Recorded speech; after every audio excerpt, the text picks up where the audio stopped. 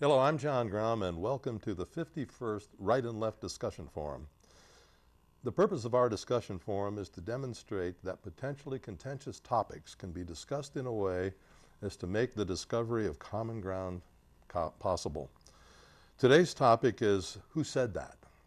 We will be picking on a few quotes and asking our panel to identify the quotes and to discuss them. Today's panel, beginning on my left, is Patty Haskins, Wadsworth City Councilor and retired math teacher. On her left is Jerry Ritzman, Chairman of the Board of Richmond Natural Health Pharmacies, and on his left, is Ronald Chamberlin, retired senior electrochemist, and on his left is Bryan Laubaugh, President of R&B Financial Services. Today's discussion is going to be a departure from what we normally do. Instead of just having one topic that we throw out on the table, we're going to be asking the panel to identify different quotations. Most of the quotations are from presidents or presidential candidates. And once they've identified the quote, we'll be asked to discuss them. And we will begin with, anyone on the panel can chime in at any time you want. How about this quote? "No event in history is more misunderstood than the Vietnam War. It was misreported then and misunderstood now." Nixon. You got it right. Did I get it right? Yes, you did. Seemed timely. Do you think it was misreported then and misunderstood now? I think a little bit of both. You know, during having grown up in the Vietnam War era and being in college during the Vietnam War, you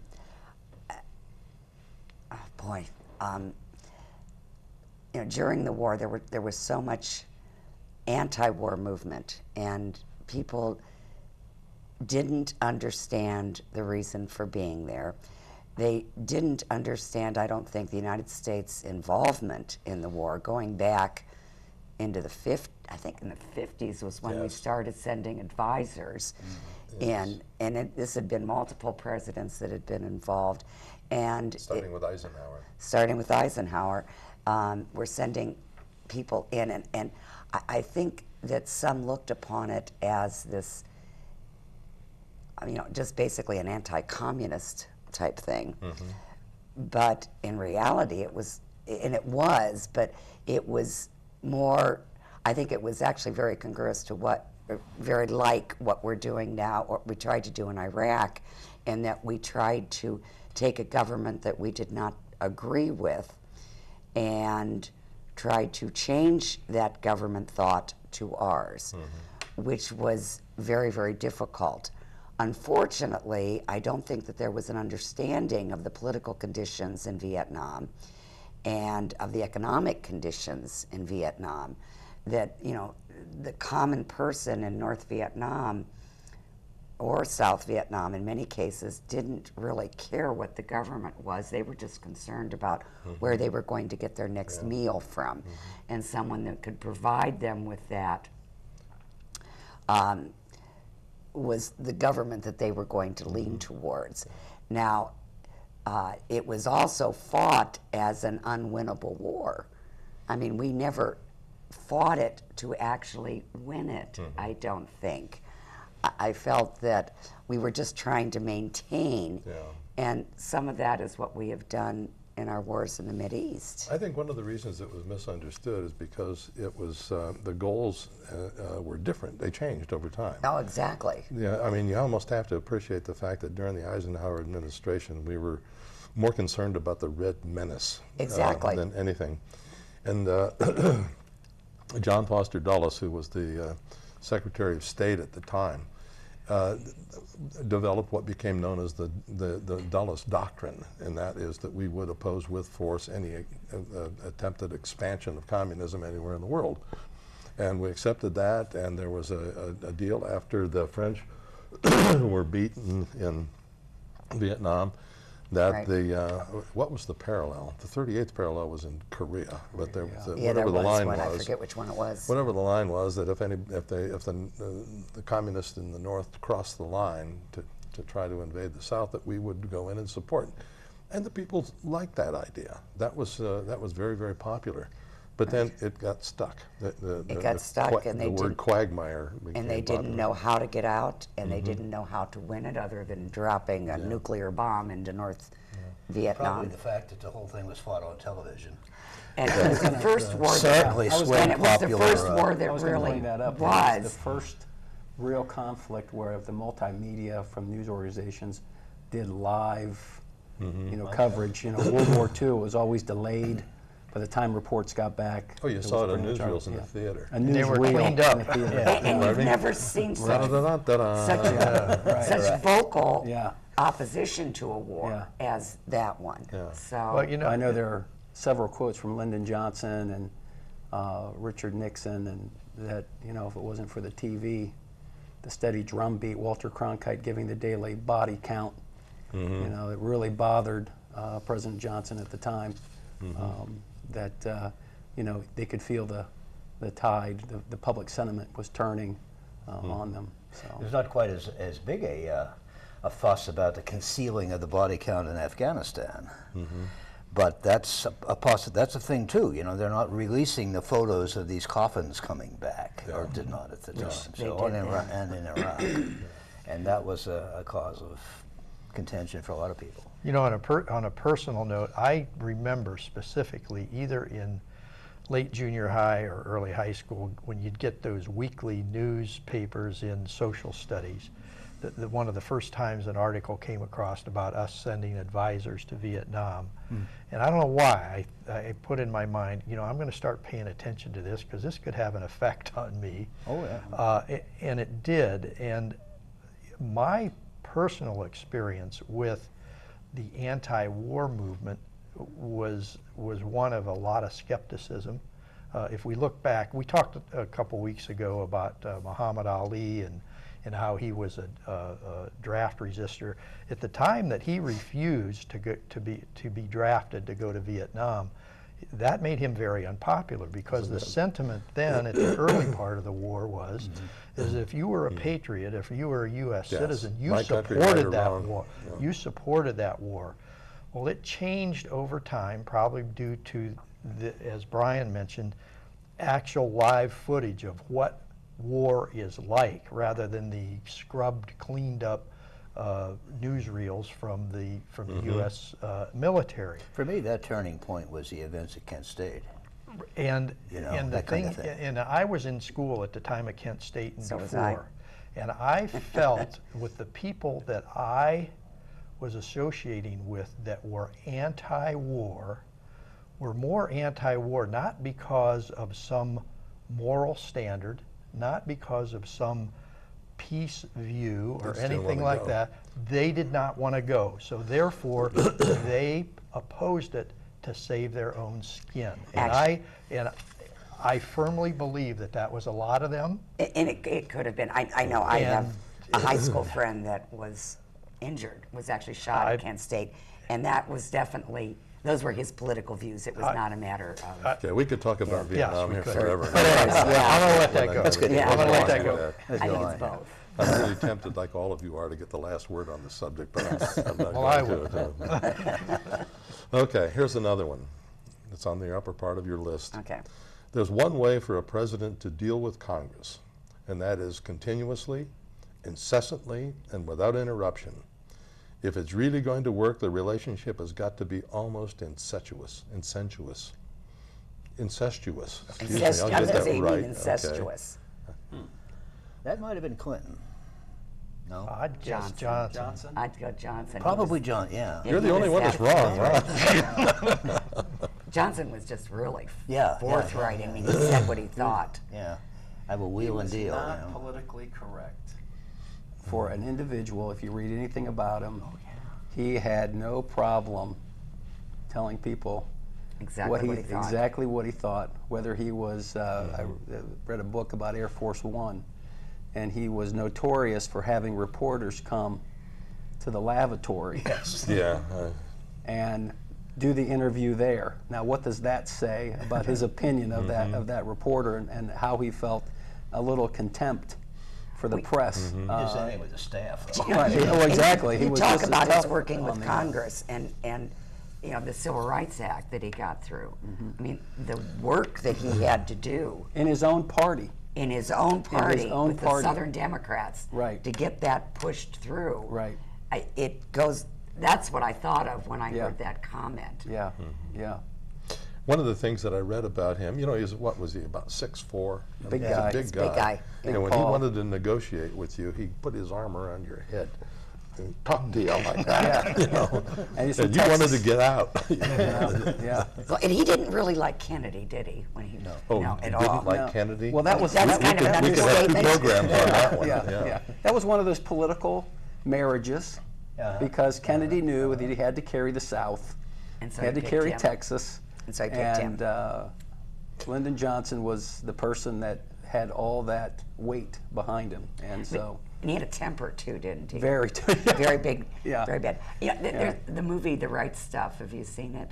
There's that one scene where the Oh, one in the astronaut's car, wife, where John Glenn's wife, refused to let him speak, and he's Yeah. throwing this fit in the Yeah. car. Don't know if that was true or not, Well. but I thought that was kind of. I was trying to find a quote that I heard about from Bobby Kennedy. It was the night after they had asked Lyndon Johnson to be on the ticket, and they thought he would say no. And Kennedy was quoted as saying, "If we hadn't been so damn tired last night, this never would have happened." But, okay, here's another one. I believe that as long as there is plenty, poverty is evil. As long as there's plenty, poverty is evil. Sounds like a Ronald Reagan quote. I don't know why. Even though. Wow, never heard that one before. That's it, yeah. Or it could be. How about Barack Obama? No. No. And it's not Reagan, huh? Okay, I'll give you 2 hints. Number 1, he was not president. Number 2, we just mentioned him. Bobby Kennedy. Oh, then. Bobby Yeah. Kennedy. That was a Bobby That Kennedy was. quote. I was thinking it's either that or the most liberal person there. So. Why would you say that, Patty? Why would not a conservative think that? That's my bias, actually. All right, Okay. that's what I thought. It's her belief. Well, at least the popular conception among us liberals these days that conservatives don't care much about the poor. I know. That's a misconception. Yes, of course it is. I think some of that is based on the fact that many of the economic measures that are being purported by conservatives at this point, it's all based on that trickle-down economy, Absolutely. that There's if you a- help the rich, that it will filter down to the poor. Article today in the paper by George Will reviewing a new book, which basically says that. It says every time Americans go buy a new iPhone, they get a raise because these are made. If you buy one by mail, it comes shipped in, and the only American who touches it is the UPS guy. And but because it's so cheap to do it, the average Chinese worker makes about as much as American pays for a latte at Starbucks. You get a raise. And if you eliminated all that stuff, if you eliminated tractors, if you eliminated the ATMs, you have a lot more jobs, but people would be that much poorer. Now that's trickle-down theory, and the problem is that the rich folks, although they do reinvest their money, you also need to, I think, give a tremendous support to the social network. You need to not cut Medicare, Medicaid, because the cash from that trickle-down theory and the benefits from that trickle-down theory aren't coming down to a large number of the people who really could use it. Well, the House just passed a budget yesterday. What was it, Yeah. $5 trillion? I want to say $5 trillion that was cut, and the largest portions were to Medicaid. Exactly. But then they were also going to eliminate the inheritance tax, which was really, the benefit was not going to be for the guy at the bottom who has nothing to inherit. It's going to help those in the higher range. So whether true or not, whether fact or not, that is the perception at this time, I think. Yeah. Okay, try this one on. Surround yourself with the best people you can find, delegate authority, and don't interfere as long as the policy you've decided upon is being carried out. Ronald Reagan? Right on the nose. Yeah, Yes. that sounded like him. Yeah. My brother Walt. You know, I remember reading a book by Donald Regan, and that I forget what position he had in the cabinet. You know what? He had several, but he starts his book about Reagan, about like his first day on the job, and he asked Reagan, "Well, what are my orders? What do you want me to do?" Reagan said, "Don't you read my speeches? That's what I want you to do." You know, there were no two agendas for him. No. So anyway,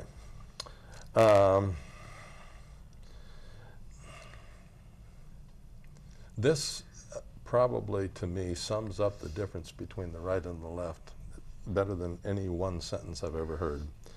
We must stop thinking about the individual and start thinking about what's best for society. Barack Obama? No. Al Gore? He never said anything that smart. John. Oh, excuse me. I'd say one of the Clintons. Maybe Hillary. You got it. Hillary said that. Who was that, please? Hillary. Hillary. Hillary. Yeah. Oh, yeah, she's on there. She put it in an email, actually. And we're still, And they just still found it. looking for it. yeah, They we're just trying to found it. find it. But good quote, though. Now, Bryan. A ridiculous flap that is. Okay, Oh, another one. It is understanding that gives us the ability to have peace.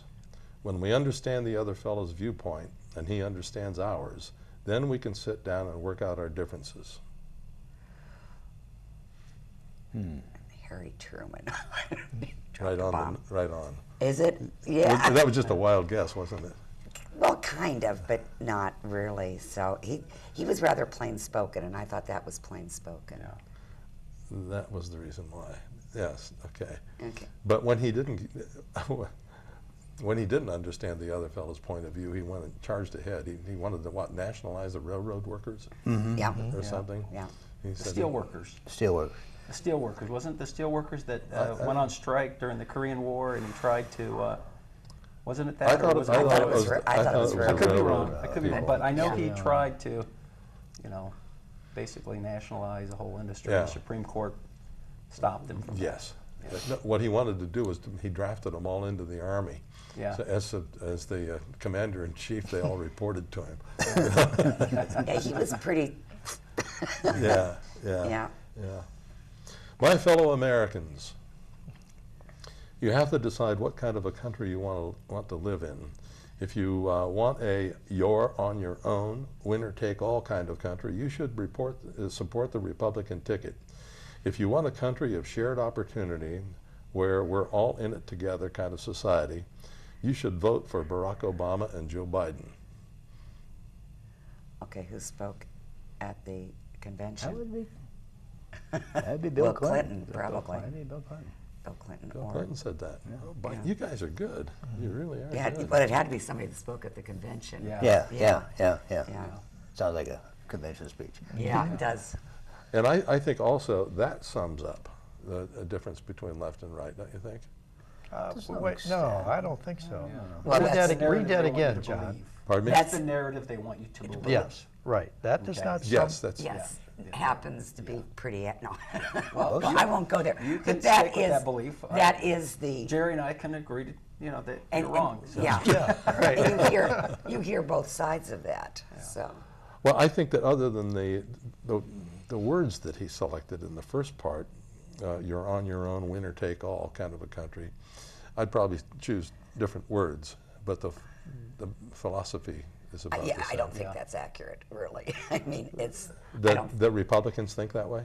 no, right. I think that's a rather cynical view of, and that's that divisive issue that we talked about when you make that blanket statement. But it is a great speech when you're at a Democratic convention. To fire the It's Yeah, a fire up fire the the It's a fire view more or the less troops. expressed by somebody else on the lower party arrested by Ayn Rand. You know? Yes. And it's come from Bill Clinton, so I mean, of all people, that's so generous. Well, had he said instead of you're on your own, winner take all, He would have said, if you believe in individual responsibility and initiative. That I would accept. Right. Yeah, well, he's saying But that that's essentially. He's because just that's a using positive. nasty Because words that's a that- positive. If you're a politician, you have to use more inflammatory know language than that. that, Jerry. You've got to play the game I here. know. Yes. And you'll hear the same things at the Republican conventions. I mean, just the reverse of that. Yeah.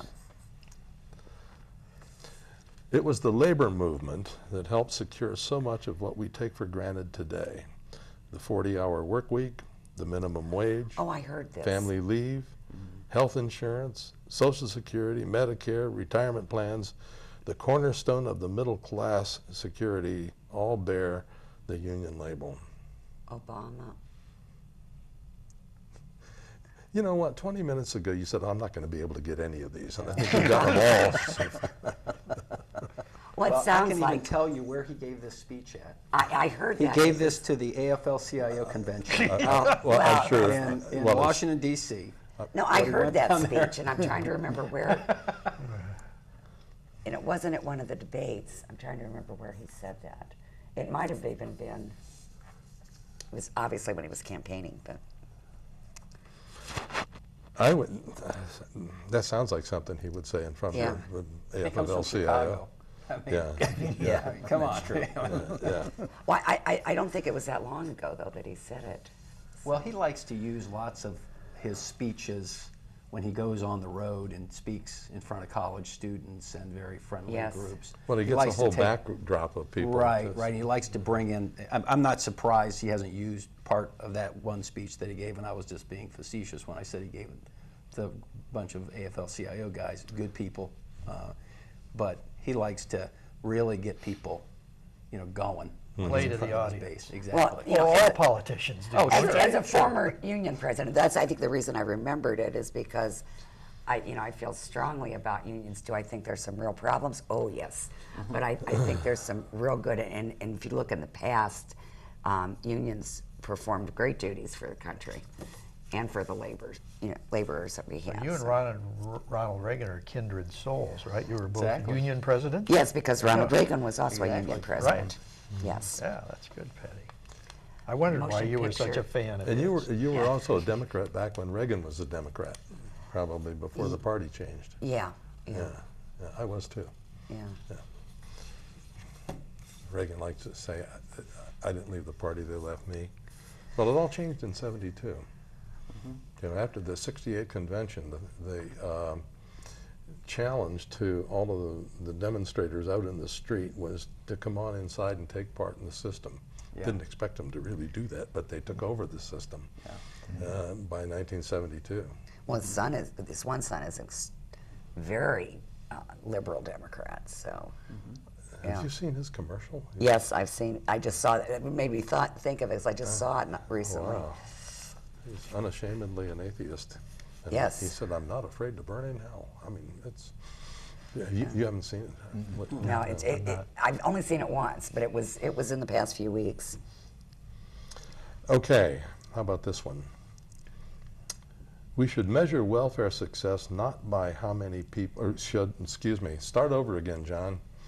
We should measure welfare success by how many people leave welfare, not by how many are added. Well, I'd guess Bill Clinton because he did the end to welfare. As we know it. Yeah. Actually, he didn't do that. Well, That He just might have been. That, I'm looking at who we haven't used yet too. So, don't, could Bush have? Yeah. Could Bush have said that? Yeah, I'll go with Bush. yeah, you're wrong again. And it's Gore. Was it Bill Clinton? No. No? Don't eliminate people we've already used. Oh, okay. So it could Oh, be- we're doing. Oh, okay. Oh, I thought it had to be somebody new, so I was trying No, to no. narrow it down. Well, we're running out of old people. What Okay. about Lyndon Johnson, maybe? 'Cause, no, he was all about no, putting he people just on welfare. started so. it. It might have been Hillary again. Hmm. No. Okay, well, I have no idea then. Wasn't that much controversy during Nixon's era, was there, about welfare? Well, I'm trying to think what it Because I know says. the war was more. Well, the war on poverty was Johnson, right? Yeah. Right. Yeah, so it could have been him. That's who I actually thought of first, but I thought we'd already used Johnson. but we talk so much now, presently, about the unemployment rate and who's poor and who's not poor and so forth. So then I was thinking, well, it could be Obama or Gore or Bush, but we have no idea. So who is it? Reagan. Reagan. Ronald Reagan said that. Ronald Reagan. Yes. Missed that one. Okay, we may have to go into some of these others. No matter what you think about the Iraq War, there is one thing we can all agree on for the next few days, or the next days. We have to salute the courage and bravery of those who are risking their lives to vote, and those brave Iraqi and American soldiers fighting to protect their right to vote. Okay, during whose administration was the first vote in Iraq? Was Bush still in? So it's got it. Was Bush still in when they did the first vote? So we'd have to go with Bush. No, then it's. Wasn't a president. It wasn't a president. Oh, Al Gore. Al Gore. No. Kennedy. There's only one left. Bobby Kennedy then. No, No, now there's one left. Now there's one left. Hillary Clinton. Yeah, that's a surprising thing that Hillary Clinton would have said that. It sounds almost like she's supporting the war. But then again, she did support the war. No, I was going to say that doesn't surprise me that she said that, because she really does tend to be more middle of the road on some of these issues. So. Okay, we'll try. Let's try one off of the non-presidential list. Okay, and we will try to find that page.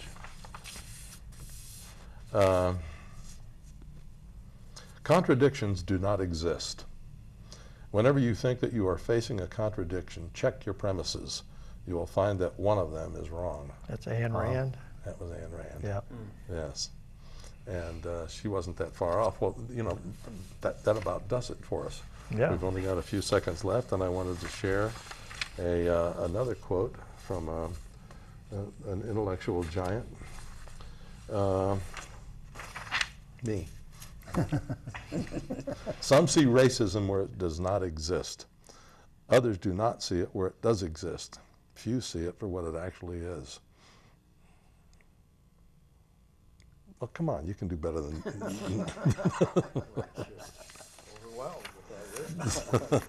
Thank you very much.